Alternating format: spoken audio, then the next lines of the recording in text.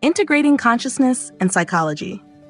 When you begin to explore Jyotish beyond surface-level predictions, understand that you're stepping into a system that is profoundly psychological, far more than most people realize. Jyotish doesn't just describe what happens to you, it reveals how and why you respond to life the way you do.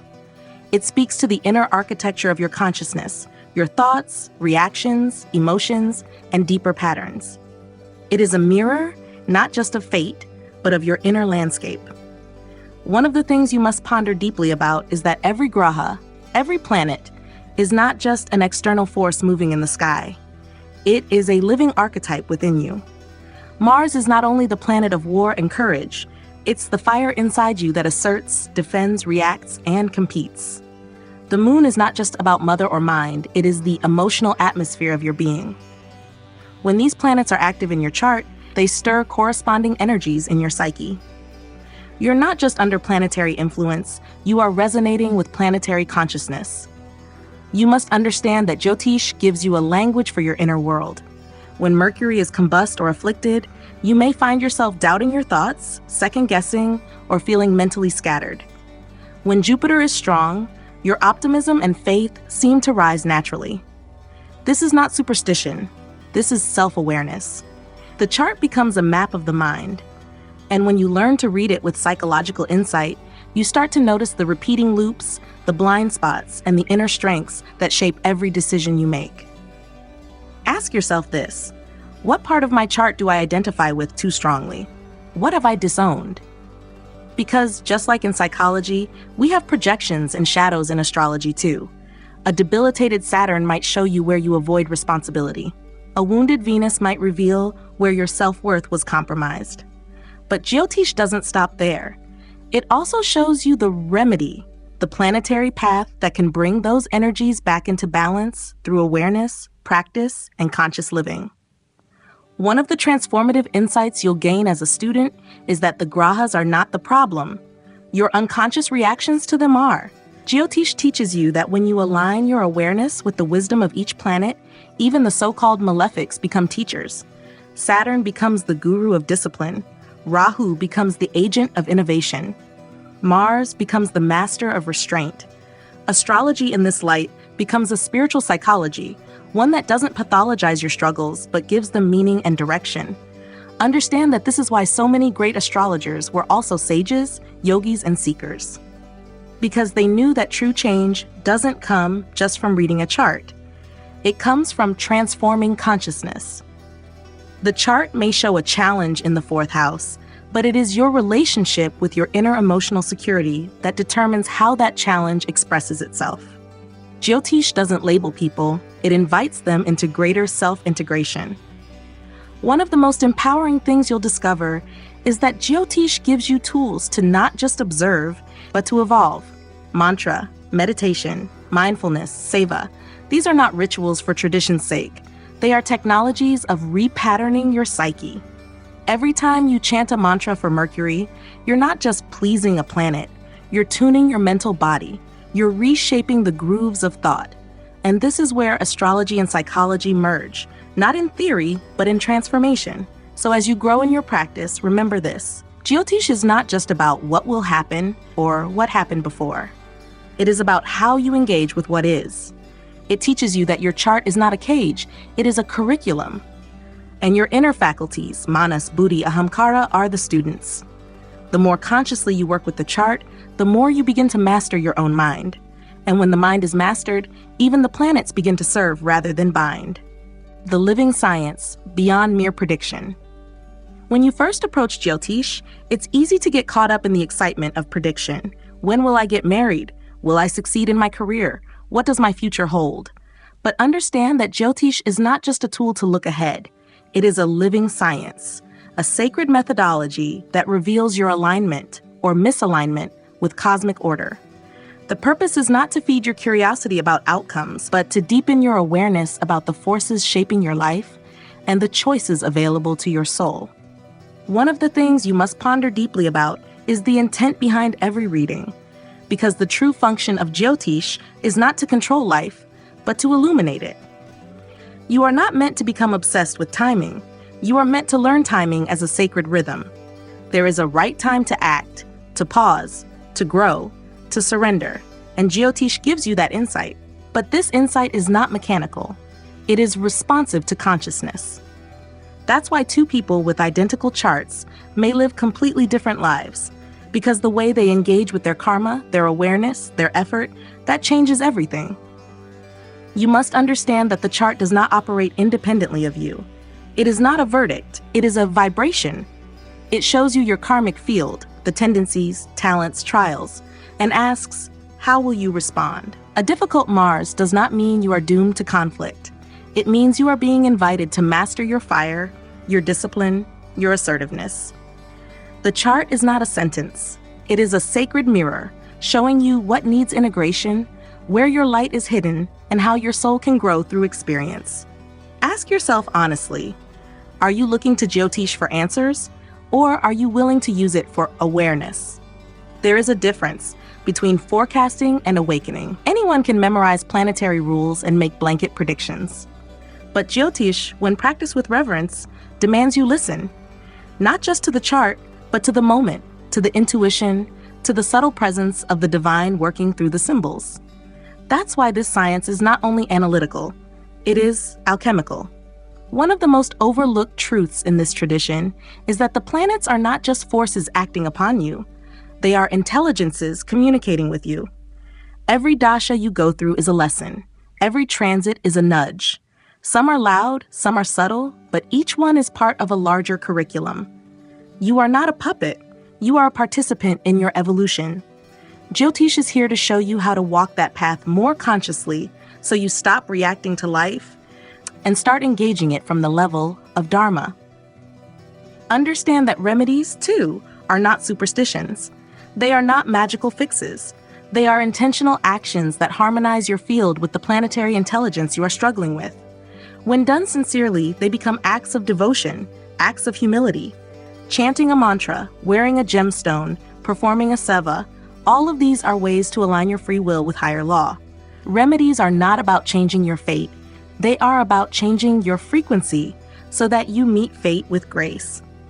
One of the most beautiful insights you'll come to over time is that Jyotish evolves with you. What once felt like a prediction becomes a reflection. What felt like limitation becomes a teaching. As your consciousness grows, so does your capacity to read a chart, not just as a sequence of events, but as a sacred dialogue between your soul and the cosmos. That's when you know you're no longer using Jyotish as a tool. You're living it as a path. So never reduce this vidya to tricks or timelines. Let it be your guide, your mirror, your compass. Use it to understand your karma, yes, but more than that, use it to deepen your compassion, strengthen your resolve, and clarify your dharma. Because the highest purpose of Jyotish is not to predict your life.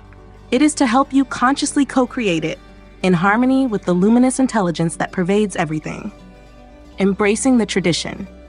When you choose to walk the path of Jyotish, understand that you're not just learning a subject. You are entering a sacred tradition. You are stepping into a lineage that stretches back through thousands of years, held by sages, saints, astronomers, and spiritual scientists. This isn't something you take up like a hobby. Jyotish calls you. She invites you into a deeper relationship with time, karma, and the divine rhythm that governs all life. One of the things you must ponder deeply about is your intention. Why are you here? What is drawing you to this vidya? If it's just to predict outcomes, the tradition may stay silent. But if you come with sincerity, if you come seeking insight, healing, and service, then something sacred begins to open. The tradition meets you where you are and begins to shape you from the inside. That shaping is part of your purification. It's not always easy, but it is always transformational.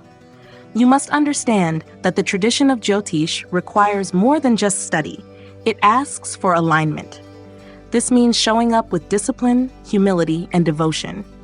You honor the tradition by the way you carry it, by the way you speak about it, by the way you share it. This is not just knowledge to be acquired. It is a responsibility. You are becoming a channel of light, and with that comes the duty to speak with care, to interpret with wisdom, and to act with compassion. Ask yourself honestly, am I learning just to know, or am I learning to serve? Because the highest purpose of Jyotish is not to impress others, It is to uplift them. Your chart reading is not meant to leave someone feeling helpless, but empowered. Not fearful, but focused. You are helping people understand their path, their purpose, their pain. And to do that, you must keep your ego in check and your heart in alignment with the deeper truths this tradition reveals. One of the most powerful practices you can take up is to treat your study as a form of sadhana, a spiritual discipline. This means regular study, chanting, reflecting, meditating, and integrating. It means taking your own chart seriously, learning from your own transits, and observing how the planets shape your mind, your behavior, your evolution. The more sincerely you live what you learn, the more the Vidya opens herself to you. Understand that you are not alone in this path. You are walking behind and alongside countless seekers who have offered their lives to this wisdom. There are energies, blessings, and unseen guidance available to you if you stay rooted in the tradition. Recite the mantras with devotion. Study the classical texts with reverence. Keep your inner attitude pure. Because Jyotish doesn't just respond to intellect, it responds to bhava, your feeling, your vibration. One of the hallmarks of true alignment with tradition is restraint. You will know when to speak and when to stay silent, when to make a prediction and when to hold space, when to offer a remedy and when to simply witness. The more you align with Dharma, the more grace flows through your words. This is how tradition is preserved, not just through knowledge, but through conduct, through the way you live as a representative of the Vidya. So as you continue this journey, don't rush. Let the tradition shape you. Let it humble you, polish you, deepen you. Remember that every time you look at a chart, you are holding someone's soul story in your hands. This is sacred work. Treat it as such. And as you do, you'll find that the tradition embraces you in return, not just as a student, but as a vessel, a guide, and in time, a light bearer in your own right. Vedic astrology, the light within. When you sit with a chart, whether your own or someone else's, understand that what you are truly gazing into is not just a diagram of planets and signs. You are looking into a reflection of inner light.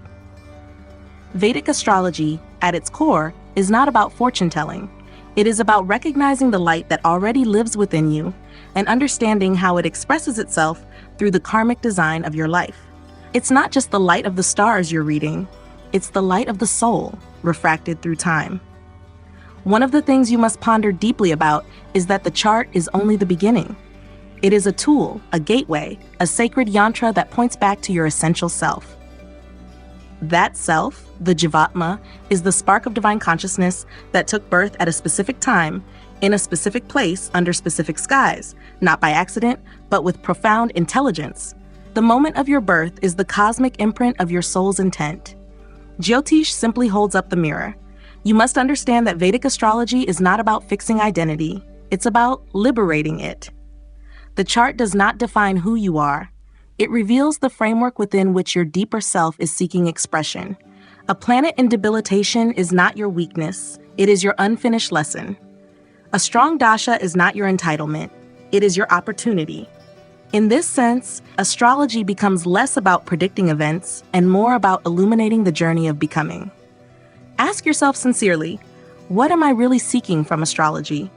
Is it certainty or is it clarity? Is it control or is it alignment? Because the greatest gift this science gives you is not foresight, it is insight. When you begin to observe how planetary energies rise and fall within you, how they move through your thoughts, emotions, habits, you become less reactive and more reflective. And with that reflection, your own inner light begins to shine brighter. One of the most profound realizations on this path is that the external planets only activate what already exists within. The Saturn return does not create pressure, it reveals where your foundation is weak. A Jupiter transit doesn't create wisdom, it reflects where you are now ready to expand.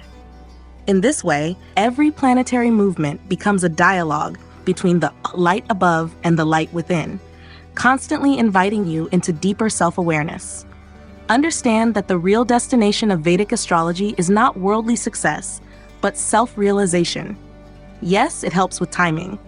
Yes, it can guide decisions, but the real essence lies in how it aligns your outer life with your inner purpose. Through the wisdom of Jyotish, you come to know your dharma, what you are here to live, to embody, to contribute. And when you begin living that Dharma consciously, you're not just following the light, you're radiating it. One of the sacred shifts that happens as you deepen your study is that the planets stop being out there. They become living intelligences within you.